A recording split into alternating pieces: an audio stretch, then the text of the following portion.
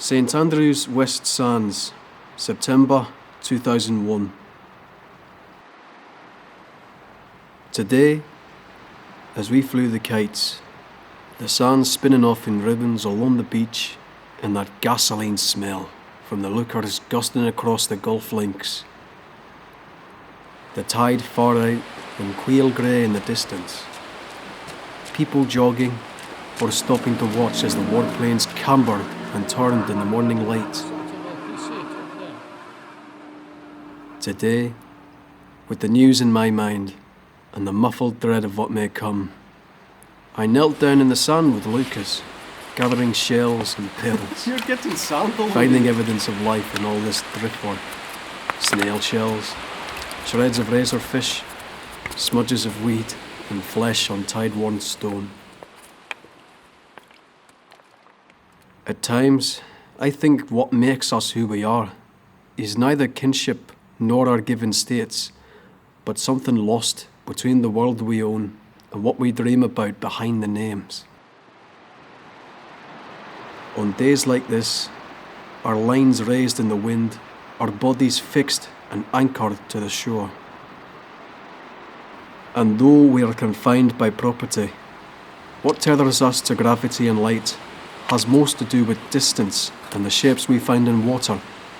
Reading from the book of silt and tides, the rose or petal blue of jellyfish, sea anemone, combining with a child's first nakedness. Sometimes I am dizzy with the fear of losing everything. The sea, the sky, all living creatures, forests, estuaries.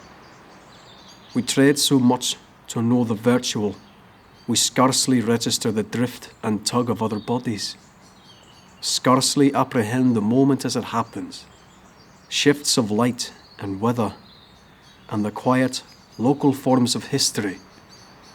The fish lodged in the tide beyond the sands, the long insomnia of ornamental carp in public parks, captive and bright, and hung in their own slow burning, transitive gold.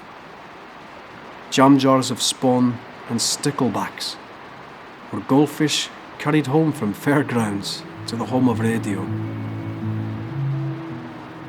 But this is the problem.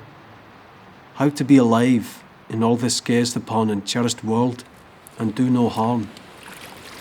A toddler on a beach, sifting wood and dried weave from the sand, and puzzled by the pattern on a shell. Aye, doesn't it look cool? His parents on the dune slacks with the kites plugged into the sky, all nerve and line. Patient, afraid, but still, through everything, attentive to the irredeemable.